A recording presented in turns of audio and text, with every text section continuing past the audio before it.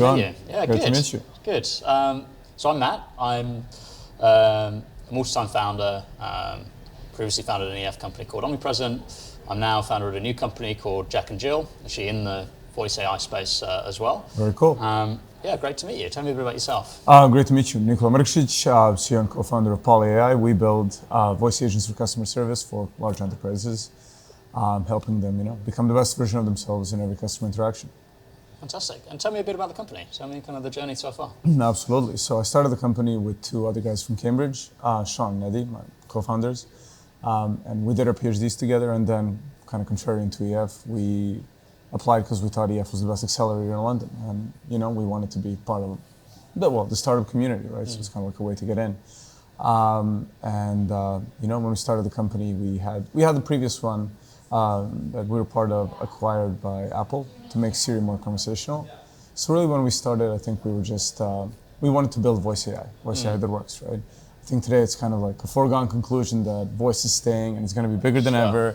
Back then, it was like a contrarian thing in many ways. It's like, you want to do it, what do you want to do it for? Alexa was hot, Siri was hot, well, less hot, but Alexa was hot, very hot back then. So we kind of started just because, we did our PhDs in deep learning as deep learning started heating up, right? Yeah. So we felt like we had superpowers, and then on the one hand, you had people telling you, you're building the future, this is all incredible. And on the other hand, you had like, nothing's happening. People still hate voice automation, right? Yeah. So we were just like in that kind of like dichotomy. I was like, we got to break through it. We got to build something that people will love. Yeah. And we just kind of like followed the gradient from there. Yeah. So tell me about the company today. Today we work with some of the world's largest companies. Think like FedEx, PG&E, Marriott, Caesars, Allstate. And with them, we kind of like deploy things that take their phone call, like on their default, let's say 1-800 number in the US, mostly an American company by revenue at this point.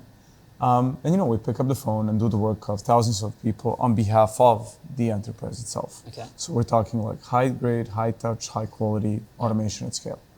I think we led with a voice first, kind of like forward deployed motion first. Yeah. The more we leaned into that, the more success we've had. And now I think we're probably the only voice automation company which does the work of at least 1,000 people on behalf of a single client. Right? And that's kind of been like the North Star for me always. Like, can AI really do the work of a lot of people, right?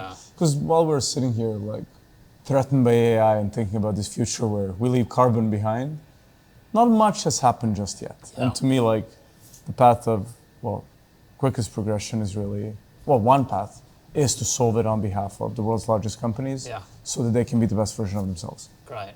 So give me like a really concrete example, like, and for one of these big enterprises, like what is your product doing for them today? Yeah. So like, if you call FedEx across 23 countries, 12 different languages, picks up the phone. So if I've got a package that's out with FedEx, and I don't know what I want to check in on anywhere, you want to check in on it, you want to have it delivered somewhere else, or you want to book a collection to send something. Yeah. You call, a voice picks up, you're like, hello, hey, like another package to send. Yeah. Oh, we recognize you, what's your postcode? Okay, whatever, we go through the process. Amazing. It's like, where do you want to get it? Do you want to get it a different day? Okay, cool, thanks, bye. Right? You call a restaurant, you call one of like 2 casinos in Vegas. Sure. To make a booking. People do that a lot because loyalty is big and they're incentivized to do it, so you don't go online and pay 30% to an online travel agency. You speak to one of ours. It's probably the highest concentration of our systems anywhere in the world. And then, a bunch of other things. Big in hospitality, retail, logistics, financial services, and healthcare has recently really That's super flexible. It is. It is. And you mentioned you guys were super early to the voice AI space, before it was cool. Totally. And you've also kind of been pushing this forward deployed model you talked about, right? Yeah. Which is again now I think one of the ways the companies are building, like very hot kind of way to build a company. Tell me a bit about those two things. Like, what has the journey been like from kind of pioneering some of these motions and some of these technologies to them becoming a kind of hot thing in 2025? Yeah. No. I mean, listen, it's great now that I like to think that we've contributed in a major way to people changing their mind about it, right? And I've definitely seen investors go from telling me that I am mistaken and deluded, that young people don't want to call, young people are just gonna, they're hiding in their basements and they don't want to use the phone, they're Meanwhile, they're hiding in their basements gaming till 4 a.m., speaking to each Sure. other nonstop. So they should look at what people, actual, customer behavior, all the way to kind of going like it has to be platform first and, one click, turnkey. And like, the truth is, this is a hard problem, right? And it's a hard problem because it needs to talk to a lot of systems. It's actually about those companies deciding what to do in that conversation scale. And the truth is, the reason they have people there right now is that people are there to make educated guesses at scale. They don't even know they're doing it and they're comfortable that way. And it's just how it is in a contact center. So for us, it's really been the process of learning how a different company approaches the problem, what they do to, really like implement it, what they put in front of people, how they create that AI hive mind, then starts taking all of their phone calls. And then, what calls do you pass off to humans still? What do you do in calls where someone's asking to, like, I don't know, cancel their subscription? Then it goes into like really fun things like, doing an A/B test over someone telling you they don't want to pay anymore. Do you let them not pay for 6 months and then you look at like the rate of people that still stay with you, or do you give them a discount of 30% every month for the next 2 years? And this is really hard to do with humans. It's like, what if your last name ends with anything up to M, do this, and otherwise do that, and make sure you listen to me when I tell you and remember to do this at the end of the call. Like, it's really hard to pull off with humans. Whereas with AI, it's like, you set the policy, done. you set the prompting, and it does what you want. Absolutely, right? So it's like, it's hugely powerful. But the forward deployed piece is really kind of like, just like, cut through the crap. Like, is it there yet? Like, and I still ask people in most rooms, like, hey, have you had a good experience with a voice agent? And it's just like, no. Like, okay, cool.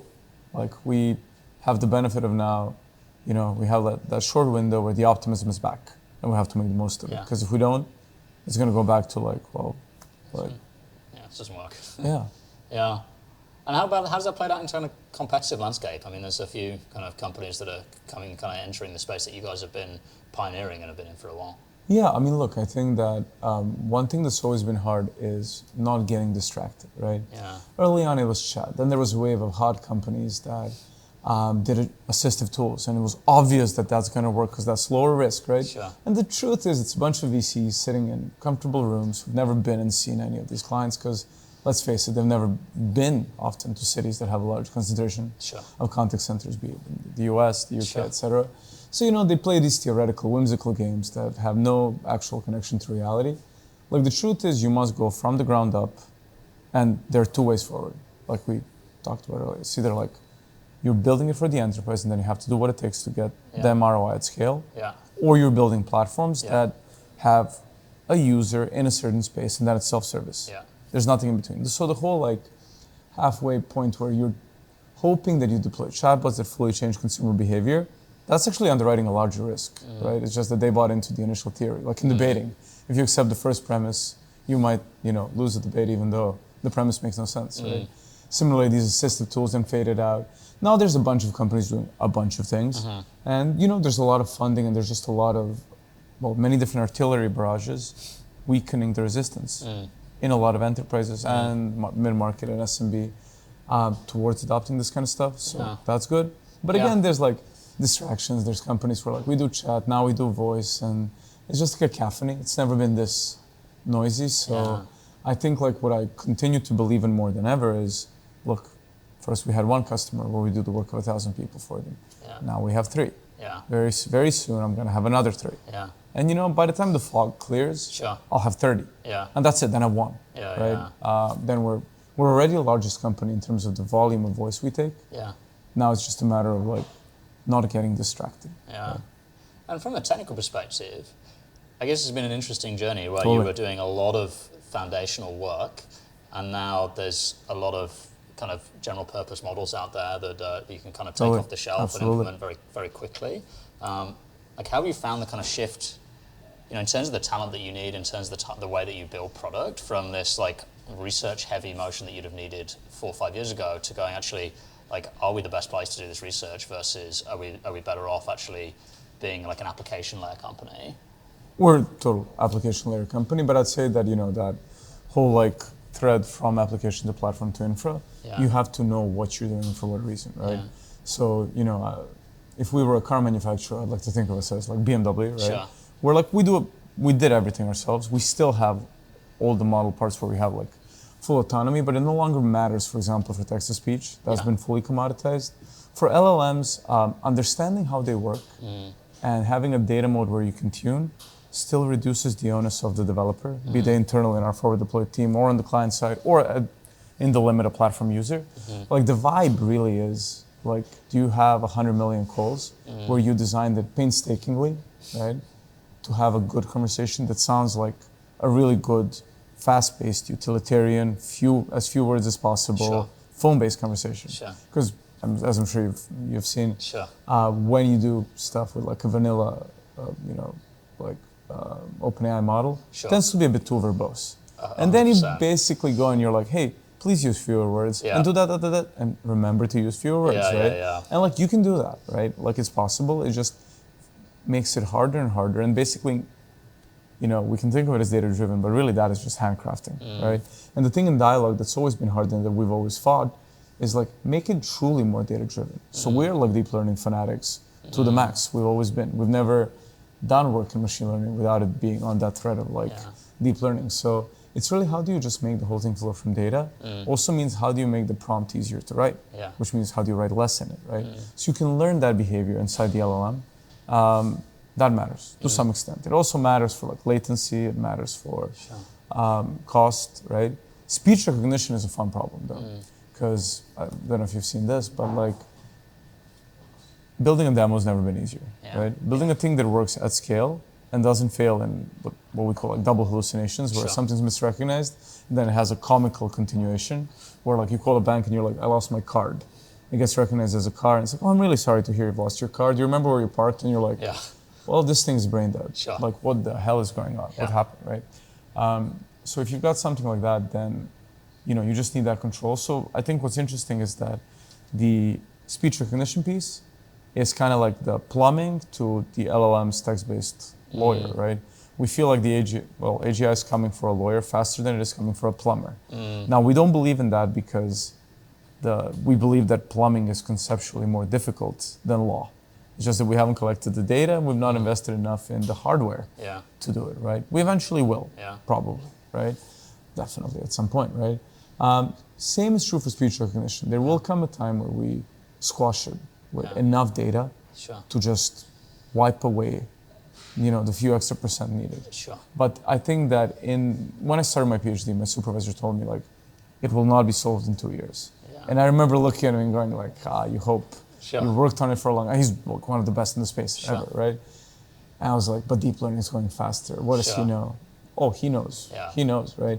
3 years later, we had papers where people were claiming human level speech recognition. And it's true for Americans reading like, sports article in a quiet room with a microphone. For me, with a Serbian accent, a voice broken from too much travel back and forth with America, and everything else is still not there. And it's honestly not true for those guys either. The moment that it's anything that's not hyper vanilla. So I think that challenge there, it has a few more levels to go. How fast that goes, no one knows. I think that's the fun here. So you just have to, Yeah, it's amazing, isn't it? The speed at which things are changing at the moment, but then also the unpredictability of like where the kind of walls are going to be. So maybe like for your question, you just have to basically embrace the uncertainty. And I think we're still the absolute best team that's gone far enough, that's been trained their whole lives to think about the uncertainty and what would happen if this gets blown, this gets solved. What do you do then? And then, as you said, the truth is, it's really just like onward into the application layer. God knows there's more than enough of it to build for different kinds of customers. So Nice.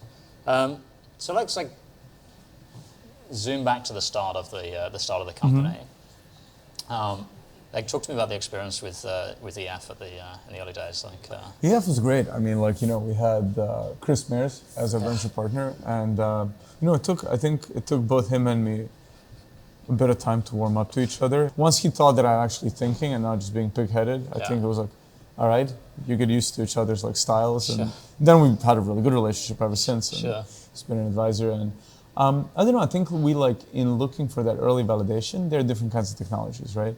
I think the way we were going about it, it wasn't easy to get that early validation, right? It took me 3 years after that moment to really properly get into enterprise clients, right? And I think the playbook being matched to, there was just a lot to learn, right? Especially for me, because my joke is, I started as a researcher. Sure. Then I became a software salesman about 3 years later. Yeah. Now, if you match my job to anything other than the usual startup CEO job, I'm probably an Accenture partner. Yeah.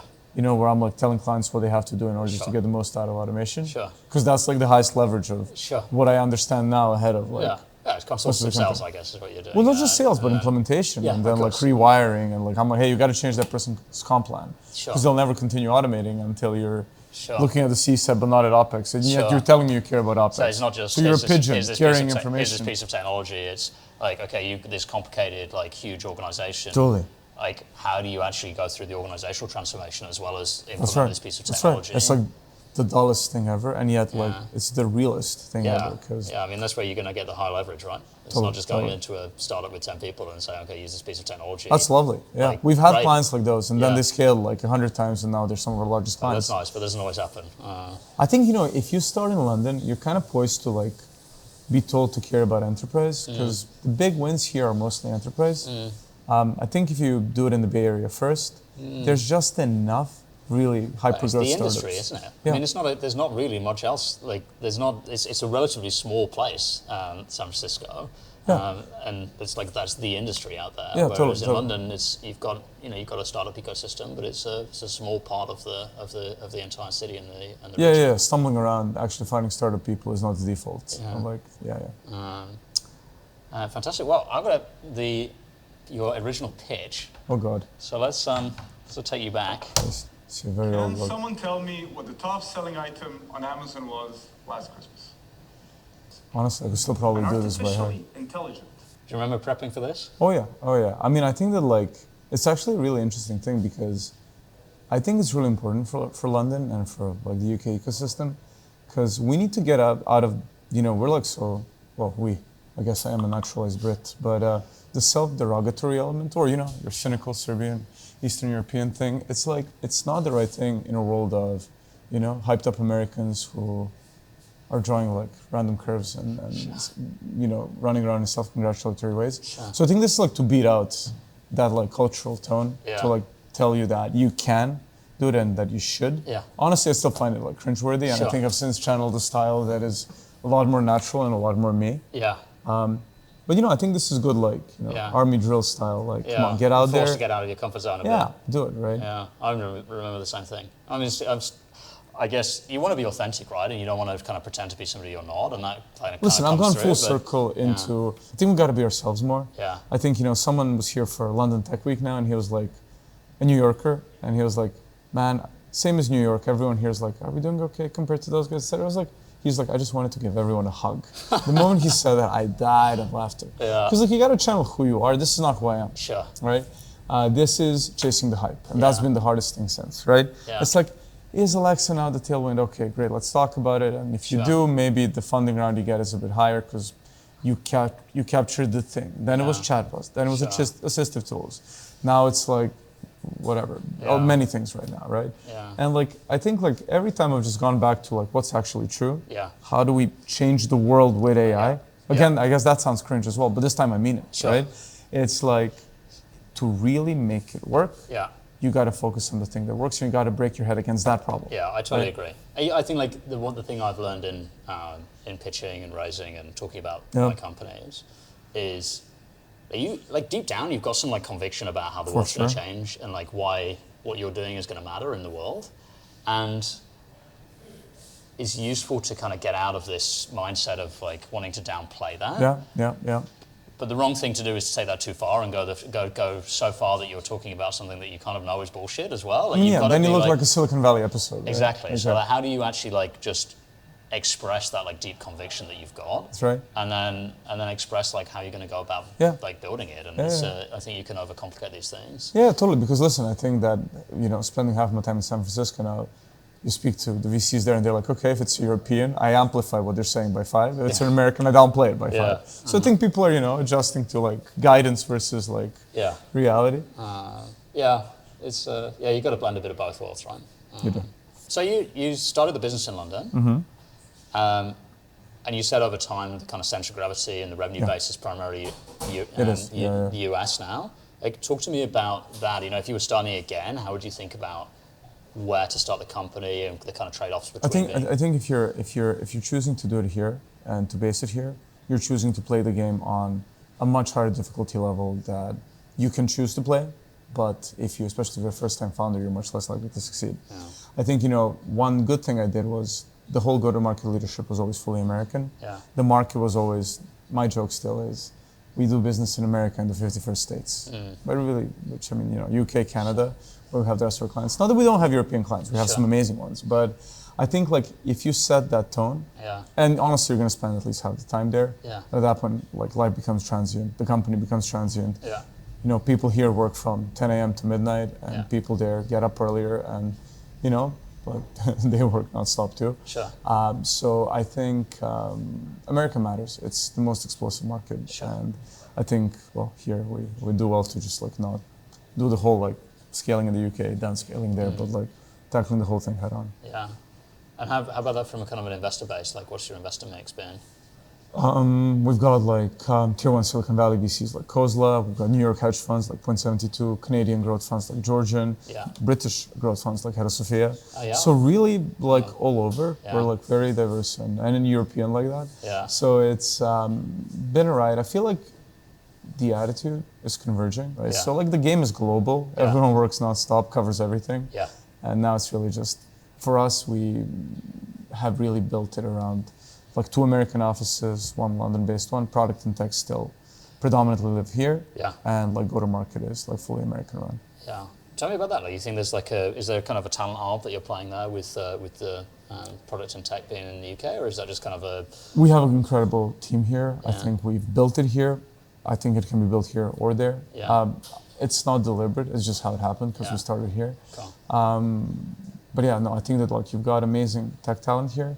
I think when you start looking deep down for senior leadership roles, especially in go-to-market, it's just thinner. I totally agree. I mean, man, like I think 1 in 5 really good people I interview in the US ends up being a Brit. Right? So like I think a lot of people have gone there and stayed there, right? For sure. So let's finish off with a bit of a fun one. So you're stuck in a lift. An elevator with your first investor, your co-founder, and a competitor. Who do you talk to first and why? I feel like my co-founders have become part of my subconsciousness. I can talk to them even when they're not there, so we can probably rule them out. First investor, EF, right? EF, yeah. I mean, I speak to Alice, I speak to Matt all the time, so I don't know if I'd like flock to them, but they're always fun, so I probably would. Other early investors like Herman Hauser, he's like the father of British computing. I saw him and chatted with him like half an hour last week. So I mean, love those competitors. Depends which one. There's some I like, there's some I like less. Do I get to shank them? Because like, that's really, it depends on the opportunity.